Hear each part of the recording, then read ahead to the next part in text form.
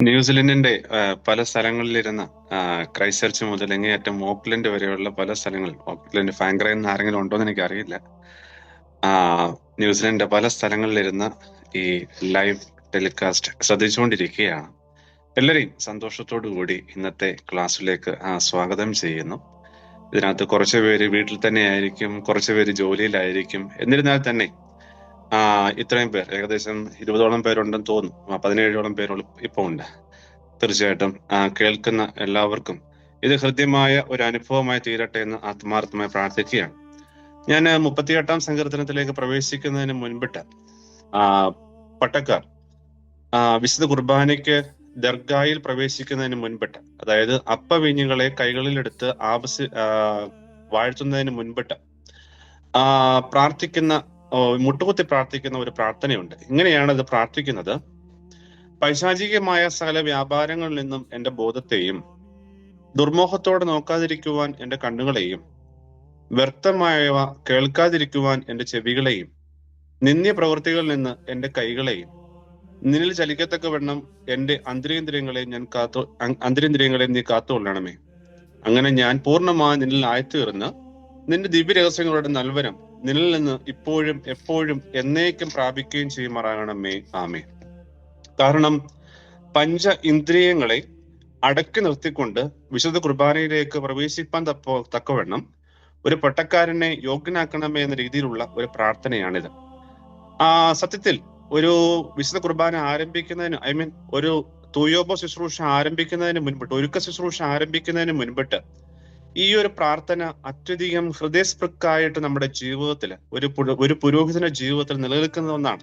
അതുകൊണ്ട് തന്നെയാണ് പറയുന്നത്, പൈശാചികമായ സകല വ്യാപാരങ്ങളിൽ നിന്നും എന്റെ ബോധത്തെയും, ദുർമോഹത്തോടെ നോക്കാതിരിക്കുവാൻ തക്കവണ്ണം എന്റെ കണ്ണുകളെയും, വ്യർത്ഥമായവ കേൾക്കാതിരിക്കുവാൻ എന്റെ ചെവികളെയും, നിന്ദ്യ പ്രവൃത്തികളിൽ നിന്ന് എന്റെ കൈകളെയും, നിന്നിൽ ചലിക്കത്തക്കവണ്ണം എന്റെ അന്തരേന്ദ്രിയങ്ങളെ നീ കാത്തുകൊള്ളണമേ. എത്ര ഹൃദയസ്പൃക്കായിട്ടുള്ള ഒരു പ്രാർത്ഥനയാണ് ഇത് എന്നുള്ളത് ഞാൻ വായിച്ചപ്പോൾ തന്നെ നിങ്ങൾക്ക് എല്ലാവർക്കും മനസ്സിലായി കാണും.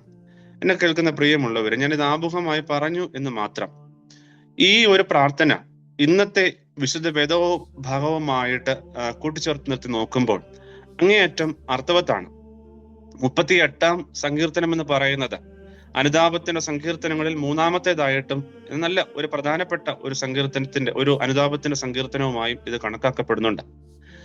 അതായത് മെറ്റനോയിയ എന്ന് പറയുന്ന ഒരു ഗ്രീക്ക് വേർഡുണ്ട്, അതായത് അനുതാപം.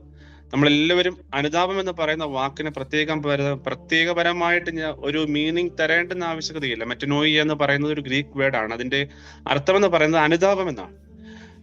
അനുതാപത്തോടു കൂടിയുള്ള ഒരു ഒരു ഒരു പ്രാർത്ഥനയാണ് ഇത് എന്ന് പറയുന്നത്. ഇതിന്റെ പശ്ചാത്തലത്തിൽ ഇത് എന്ന് എഴുതപ്പെട്ടു എന്നുള്ളത് ചരിത്രത്തിൽ ഇതുവരെയായിട്ട് എങ്ങും രേഖപ്പെടുത്തിയിട്ടില്ല.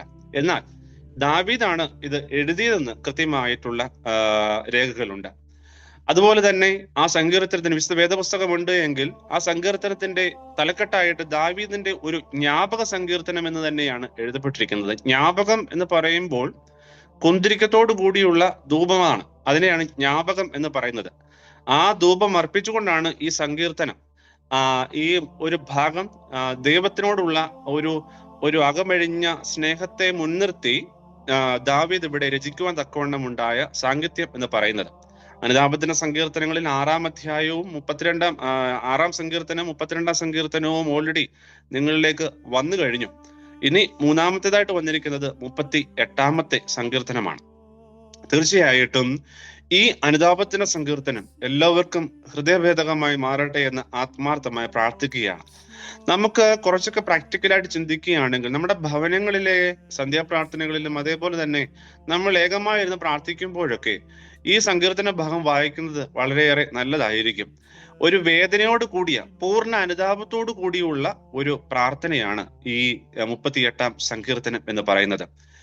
ഈ 38-ാം സങ്കീർത്തനത്തിൽ പ്രധാനമായിട്ടും ഒരു പാപബോധമുണ്ട്, ആത്മീയപരമായിട്ടുള്ള വേദനയുണ്ട്, ഒരു ശാരീരിക വേദനയുണ്ട്, ഒരു ശത്രുക്കളുടെ വിരോധമുണ്ട്, അതുകൂടാതെ തന്നെ ദൈവത്തോടുള്ള ഒരു പ്രാർത്ഥനയുണ്ട്. ഒന്ന് പാപബോധമുണ്ട്, ആത്മീയപരമായിട്ടുള്ള വേദനയുണ്ട്. അതായത് എനിക്ക് പ്രാർത്ഥിക്കുവാൻ തക്കവണ്ണം കഴിയുന്നില്ല, ദൈവമേ നിന്നിൽ അങ്ങേയറ്റം കൃതജ്ഞ അർപ്പിക്കുവാൻ തക്കവണ്ണം ഞാൻ ആഗ്രഹിക്കുകയാണ്. ഞാൻ പലപ്പോഴായി തെറ്റുകൾ ചെയ്തു പോയി. അങ്ങനെ ഒരു ആത്മീകമായിട്ടുള്ള ഒരു വേദന ഈ വിശുദ്ധ ഭാഗത്ത് കാണപ്പെടുന്നുണ്ട്. പിന്നെ ശാരീരികമായിട്ടുള്ള വേദനകളുണ്ട്. അതുപോലെ തന്നെ ശത്രുക്കളുടെ ഒരു വിരോധവും ഇതിനകത്ത് പ്രത്യേകമായിട്ട് റിഫ്ലക്ട് ചെയ്യുന്നുണ്ട്. അത് എന്താണ് ഈ ഒരു സങ്കീർത്തനത്തിന്റെ പശ്ചാത്തലത്തിന്റെ പിന്നിലുള്ള അർത്ഥമെന്ന് പറയുന്നത്, ദാവീദ് രാജാവ് ബത്ശേബയോടുള്ള ഒരു പാപത്തിന്റെ ഫലമായിട്ടാണ്, ചെയ്തിട്ടുള്ള ഒരു പാപത്തിന്റെ ഫലമായിട്ടായിരിക്കാം ഈ ഒരു ഭാഗം, ബത്ശേബയോടുള്ള ഒരു പാപത്തിന്റെ ഫലമായിട്ടായിരിക്കാം ഇത് ഉണ്ടായത് എന്ന് കരുതപ്പെടുന്നു. അതുകൊണ്ടായിരിക്കാം ദാവീദ് ദൈവത്തിനോട് ഇത്രമാത്രം അടുത്തു നിന്ന് പ്രാർത്ഥിക്കുവാൻ തക്കവണ്ണമുള്ള കാരണം. അത് കൂടാതെ തന്നെ ബത്ശേബയുടെ ഭർത്താവായ ഊരിയാവിനെ യുദ്ധത്തില് മരിക്കുവാൻ തക്കവണ്ണം ഇടയാക്കി. ആ സമയത്താണ് പ്രവാചകനായ നഥാൻ ദാവീദിന്റെ ഈ പാപത്തെ തുറന്നു കാണിക്കുവാൻ തക്കവണ്ണം ഇടയായത്. അതിലുണ്ടായ ഒരു പശ്ചാത്താപത്തിന്റെ അടിസ്ഥാനത്തിന്റെ ഫലമായിട്ടായിരിക്കാം 38-ാം സങ്കീർത്തനം ദാവീദ് എഴുതുവാൻ തക്കവണ്ണം ഇടയായിരിക്കുന്നത്. അതുകൊണ്ട് എന്നെ കേൾക്കുന്ന പ്രിയമുള്ളവരെ, ഈ 38-ാം സങ്കീർത്തനം എന്ന് പറയുന്നത് കൂടുതലായിട്ട് ഭവനങ്ങളിലൊക്കെ പ്രാർത്ഥനയുടെ സമയത്തൊക്കെ നമ്മൾ പ്രാർത്ഥിക്കുവാൻ തക്കവണ്ണവും വായിക്കുവാൻ തക്കവണ്ണം ഇടയാകട്ടെ എന്ന് ആത്മാർത്ഥമായി പ്രാർത്ഥിക്കുകയാണ്. ഇനി ഈ 38-ാം സങ്കീർത്തനത്തിന്റെ ഓരോ വരികൾ നമുക്കൊന്ന് പ്രത്യേകമായിട്ട് ഒന്ന് എടുത്തു നോക്കാം. 1ഉം 2ഉം വാക്യങ്ങൾ, ഈ 1ഉം 2ഉം വാക്യങ്ങൾ പറയുന്നത്, യഹോവേ ക്രോധത്തോടെ എന്നെ ശിക്ഷിക്കരുതേ, ഉഗ്ര നീരസത്തോടെ എന്നെ ദണ്ഡിപ്പിക്കുകയും വരുതേ എന്നാ പറയുന്നത്.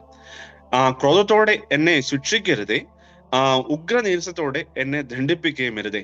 നോക്കിക്കേ, ദൈവത്തിൽ നിന്ന് വരുന്ന ആ ഒരു ശിക്ഷ എന്ന് പറയുന്നത് ഉഗ്രകോപത്തോടു കൂടി ഉള്ളതാണ് എന്നുള്ളത് കൃത്യമായി തന്നെ ദാവീദിന് അറിയാം. പക്ഷെ നമുക്ക് ഒരു രീതി ചിത്രീകരിച്ച് നോക്കിക്കഴിഞ്ഞാൽ പഴയ നിയമത്തിൽ കൂടുതലായിട്ടും ഒരു ക്രൂരനായ ദൈവത്തെ മാത്രമാണോ കാണുന്നത് എന്ന് ചോദിച്ചു കഴിഞ്ഞാൽ അന്ന് ഒരു പദ്ധതി ഉണ്ടായിരുന്നു, ഒരു ദൈവീക പദ്ധതി ഈ ലോകത്ത് നടപ്പാക്കാനായിട്ടുണ്ടായിരുന്നു. കാരണം ദൈവത്തിന് എതിരായി നിൽക്കുന്ന, കാരണം നമുക്ക് എല്ലാവർക്കും അറിയാം, ആദ്യ പിതാക്കന്മാരായ പിതാവും മാതാവുമായ ആദമും ഹവ്വായും പാപം ചെയ്തു. ആ പാപത്തിന്റെ ഫലമായി ജനങ്ങൾ ദൈവത്തിൽ നിന്ന് അകലുവാൻ തക്ക ഈ ഹവ്വയും അതുപോലെ തന്നെ ആദം എന്ന് പറയുന്നത് വലിയൊരു ജനത്തെയാണ് പ്രതിനിധീകരിക്കുന്നത്. ആ ഒരു ഇസ്രായേൽ ജനത്തെ മുഴുവനായിട്ടാണ് ഇത് പ്രതിനിധീകരിക്കുന്നത്.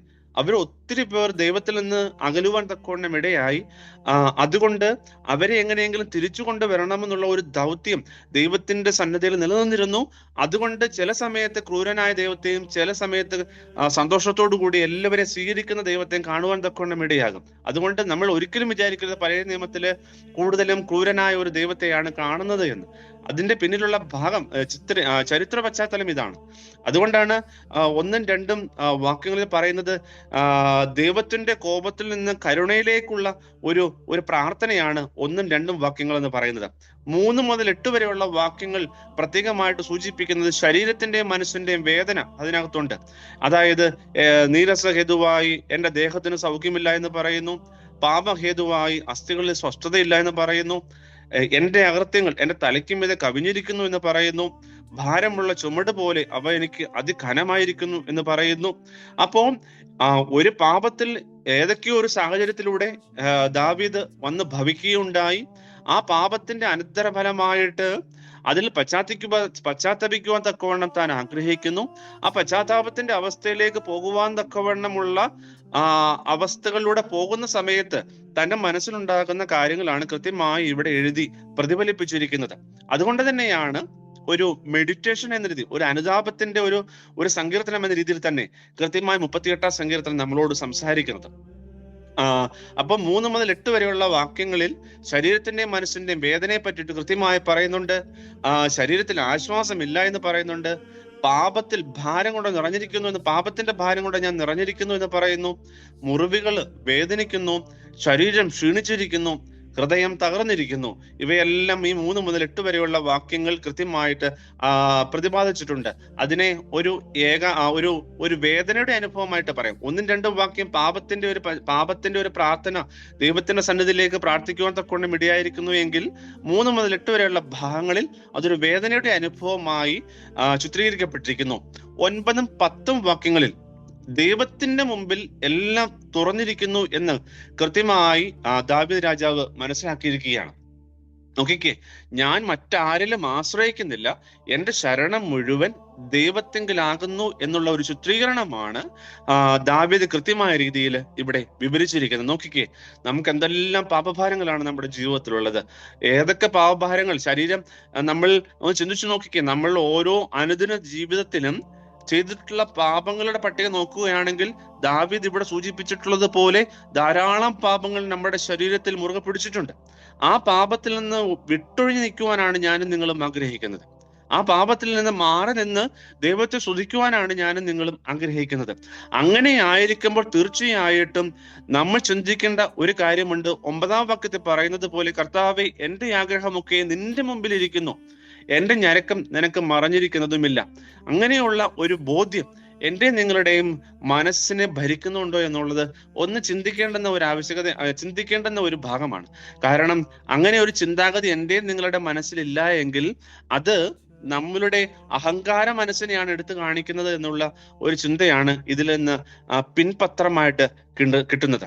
അതായത് എന്റെ ആഗ്രഹമൊക്കെ നിന്റെ മുമ്പിൽ ഇരിക്കുന്നു എന്നുള്ളതിനെ പറ്റിയിട്ട് ഉള്ള ഒരു കൃതജ്ഞത ദൈവത്തിന്റെ സന്നിധിയിൽ സമർപ്പിക്കുവാൻ തക്കോണം എനിക്കും നിങ്ങൾക്ക് കഴിഞ്ഞില്ല എങ്കിൽ തീർച്ചയായിട്ടും അത് എന്താ പറയുന്നേ, ആ ഒരു സമർപ്പണമാണ് ദൈവം നമ്മളോട് ആവശ്യപ്പെടുന്നത്. ആ സമർപ്പണത്തിന്റെ അനുഭവം ഇല്ലാതിരിക്കുമ്പോഴാണ് ഞാനും നിങ്ങളും അഹങ്കാര മനസ്സിന് വക്താക്കളായി തീരുന്നത്.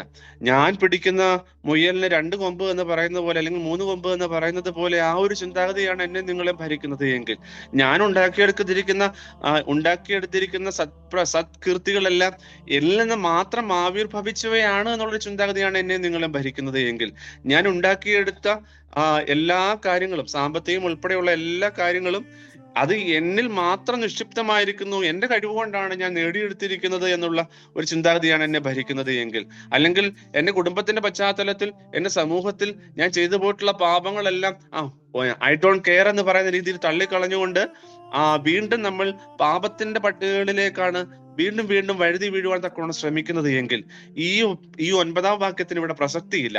പക്ഷേ തിരിഞ്ഞു വന്നു നിന്നുകൊണ്ട് എന്റെ ആഗ്രഹമെല്ലാം നിന്റെ ഇഷ്ടപ്രകാരമാണ് നടക്കുന്നത് എന്നുള്ള ഒരു ചിന്താഗതിയാണ് എന്നെ നിങ്ങളെ ഭരിക്കുന്നത് എങ്കിൽ, അവിടെ നമുക്ക് വിജയത്തിന്റെ ഒരു പൂർണ്ണതയിലേക്ക് വരുവാൻ തക്കവണ്ണം ഇടയാകുമെന്നുള്ളതും നിസ്സംശയം പറയുവാൻ തക്കവണ്ണം കഴിയും. അതുപോലെ തന്നെ 11-12 വാക്യങ്ങൾ നോക്കിക്കേ. നമ്മൾ പാപങ്ങൾ ചെയ്ത് കൂട്ടുമ്പോഴൊക്കെ, ഈ പണ്ടൊരു സിനിമാ പാട്ടുണ്ട്, അതായത് നമ്മൾ കരയുമ്പോഴും ചിരിക്കുമ്പോഴ് 1000 പേരുണ്ടാവും നമ്മുടെ ചുറ്റും കൂടി എന്ന് ചിരിക്കുവാൻ തക്കവണ്ണം. പക്ഷെ കരയുമ്പോഴാണെങ്കിൽ നമ്മൾ മാത്രമേ കാണുകയുള്ളൂ. പക്ഷെ ചിരിക്കുമ്പോഴാണെങ്കിൽ നമ്മുടെ ചുറ്റുവട്ടം കൂടാനും നമ്മളടുത്ത് സന്തോഷങ്ങൾ പങ്കുവെക്കാനും ഒരുപാട് പേരുണ്ടാവും. പക്ഷേ ഒന്ന് നോക്കിക്കേ, ദൈവം തമ്പുരാൻ നമുക്ക് സമീപസ്ഥനാണ്. ദൈവം തമ്പുരാൻ നമ്മളോട് എപ്പോഴും ചേർന്നിരിക്കുന്ന ഒരു വ്യക്തിത്വമാണ്.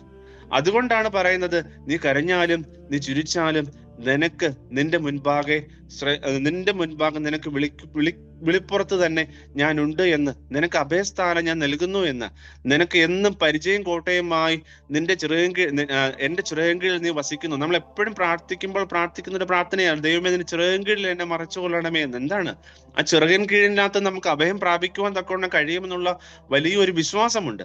ആ വിശ്വാസത്തിന്റെ അടിസ്ഥാനത്തിലാണ് നാം എല്ലാവരും സഞ്ചരിക്കുന്നത്. അതുകൊണ്ട് തന്നെയാണ് ഓർത്തഡോക്സ് സഭാ പാരമ്പര്യത്തിൽ നിൽക്കുന്ന ഓരോരുത്തരും നമ്മളുടെ കൃത്യമായ അനുദിന പ്രാർത്ഥനകളിൽ ദൈവത്തോടുള്ള സംവേദനത്തിൽ കൃത്യമായ രീതിയിൽ തന്നെ നമ്മൾ സംവേദിക്കാറുണ്ട്. എന്താ, അന്നുള്ള ആഹാരം എനിക്ക് തരണമേ എന്നും, ദുഷ്ടമനുഷ്യരോട് കൂടി കൂട്ടിച്ചേരുവാൻ തക്കവണ്ണം ഇടയാകരുതേ എന്നും, അതുപോലെ തന്നെ പരീക്ഷണങ്ങളിലേക്ക് പ്രവേശിപ്പിക്കരുതേ എന്നും എല്ലാം കൃത്യമായ രീതിയിൽ നമ്മൾ ദൈവത്തോട് സന്നിവേശിപ്പിക്കാറുണ്ട്. എന്തിനു വേണ്ടിയിട്ടാ? നമുക്കതെല്ലാം ഒരു അനുഗ്രഹമായി തിരിച്ച് പ്രതിഫലമായി തരുവാൻ തക്കവണ്ണമാണ്.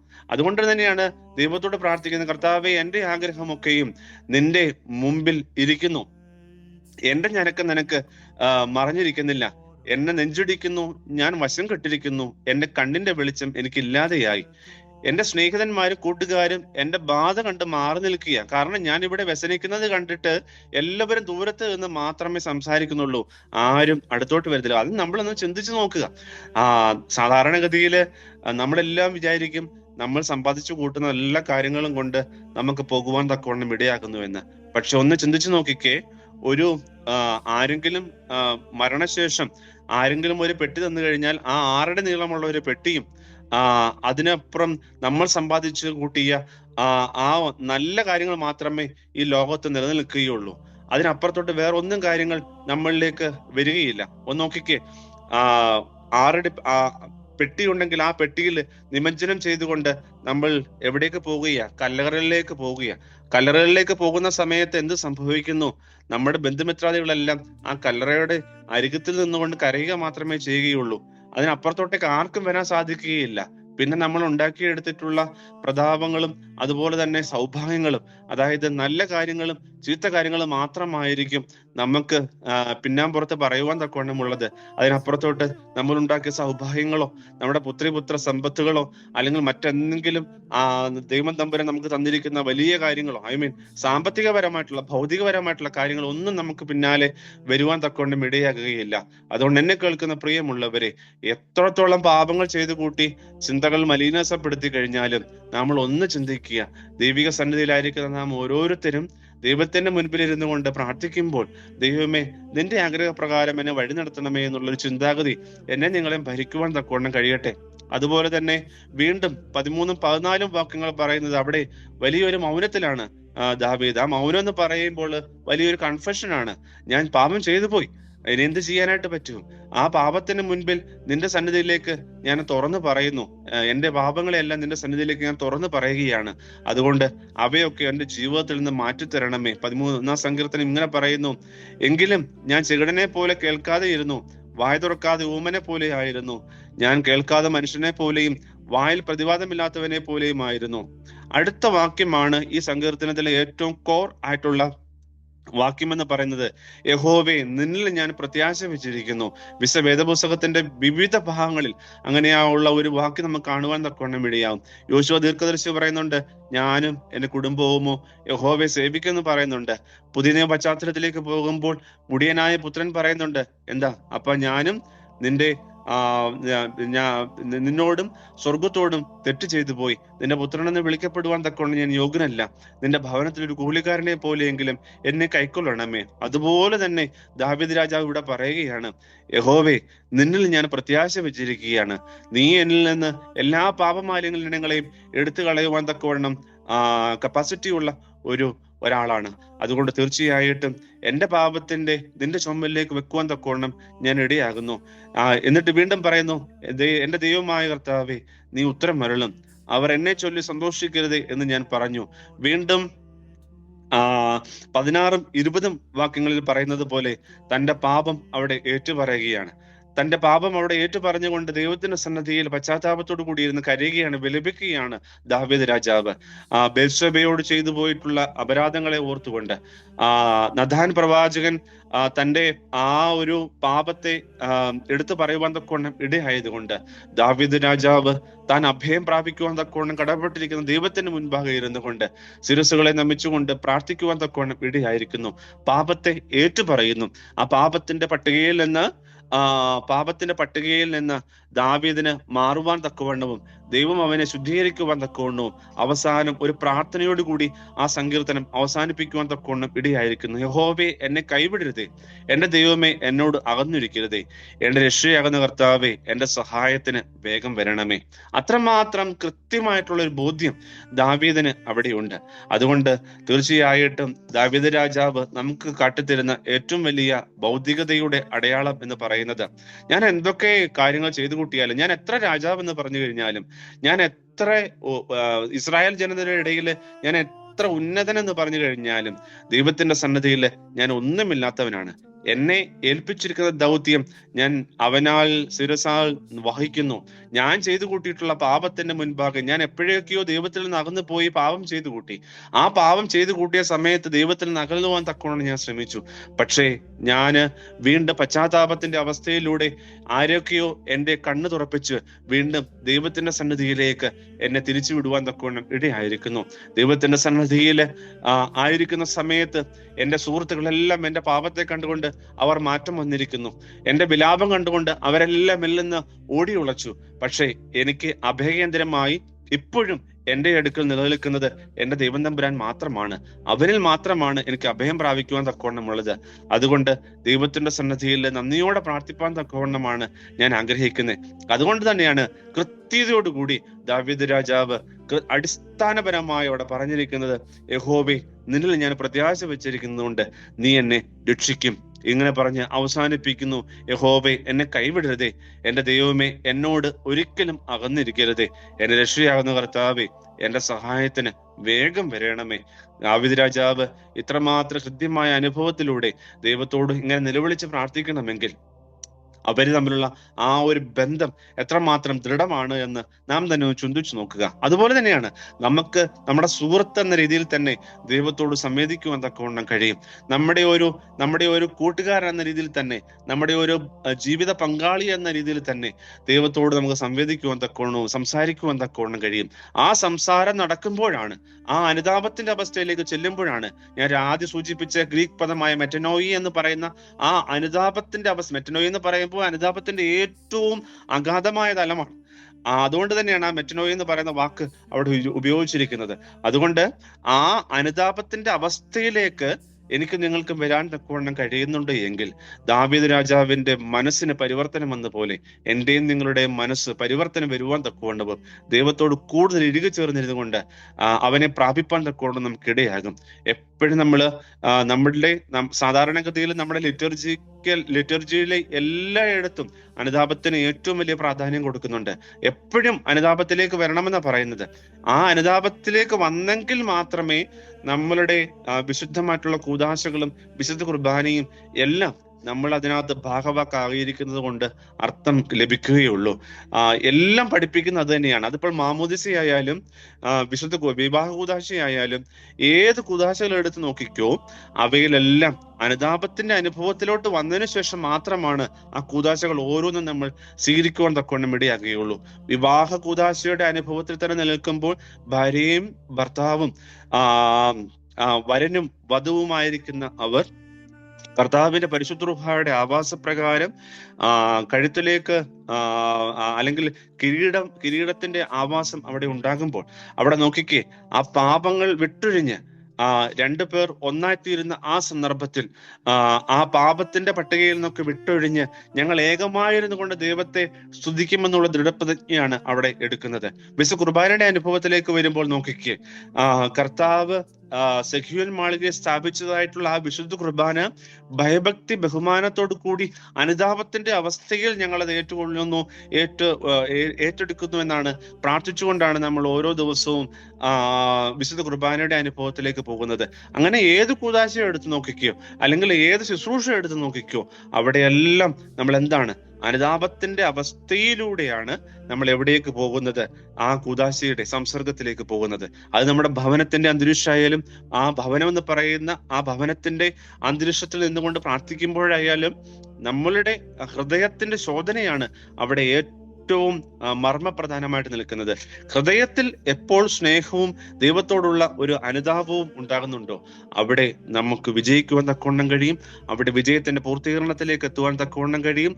അങ്ങനെ നോക്കുമ്പോൾ വേദനയോടുകൂടി ദൈവത്തിന്റെ സന്നിധിയിൽ മുട്ടുകുത്തിയിരുന്നു കൊണ്ട് എനിക്കും എന്റെ കുടുംബത്തിനും വേണ്ടിയിട്ട് പ്രാർത്ഥിക്കുവാൻ തക്കവണ്ണം കഴിയും. ഞാൻ ചെയ്തു പോയിട്ടുള്ള അപരാധങ്ങളെ ദൈവത്തിന്റെ സന്നദ്ധിയിൽ വാ തുറന്ന് ഏറ്റുപറയുവാൻ തക്കവണ്ണം കഴിയും. ആ ഒരവസ്ഥയിലൂടെ മാത്രമേ നമുക്ക് കൂടുതലായിട്ട് ദൈവവുമായി ഇഴുകിച്ചേരുവാൻ തക്കവണ്ണം കഴിയുകയുള്ളൂ. എന്റെ വാക്കുകളെ ഞാൻ ചുരുക്കിക്കൊള്ളട്ടെ. 38-ാം സങ്കീർത്തനം എന്ന് പറയുന്നത് 7 അനുതാപത്തിന്റെ സങ്കീർത്തനങ്ങളിൽ അത്യധികം പ്രധാനപ്പെട്ട ഒരു സങ്കീർത്തനമാണ്.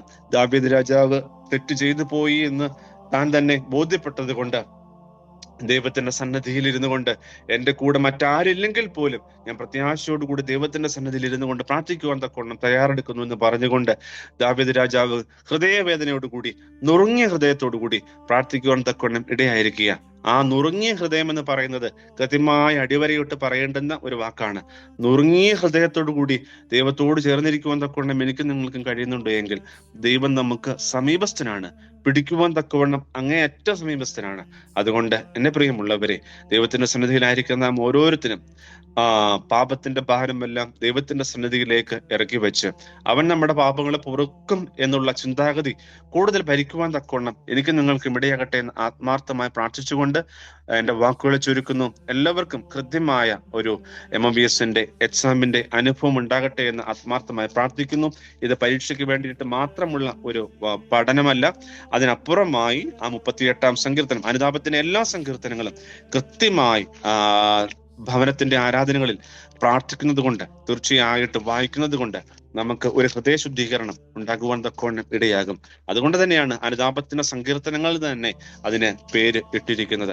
ആ അനുതാപത്തിന്റെ സങ്കീർത്തനങ്ങൾ എനിക്കും നിങ്ങൾക്കും അനുതാപത്തിന് മുഖാന്തരമാകട്ടെ എന്ന് ആത്മാർത്ഥമായി പ്രാർത്ഥിച്ചുകൊണ്ട് വാക്കുകളെ ചുരുക്കുന്നതിന് അവസരം തന്ന ബഹുമാനപ്പെട്ട ഷിനോജൻ, അതുപോലെ തന്നെ ലിക്കു, ഇവരോടുള്ള നന്ദിയും സ്നേഹവും ഈ സമയത്ത് അറിയിച്ചുകൊണ്ട് വാക്കുകളെ ചുരുക്കുന്നു. ദൈവത്തിന്റെ പരിശുദ്ധാത്മാവ് നമ്മെ ഇവരെ സഹായിക്കുമാറാകട്ടെ.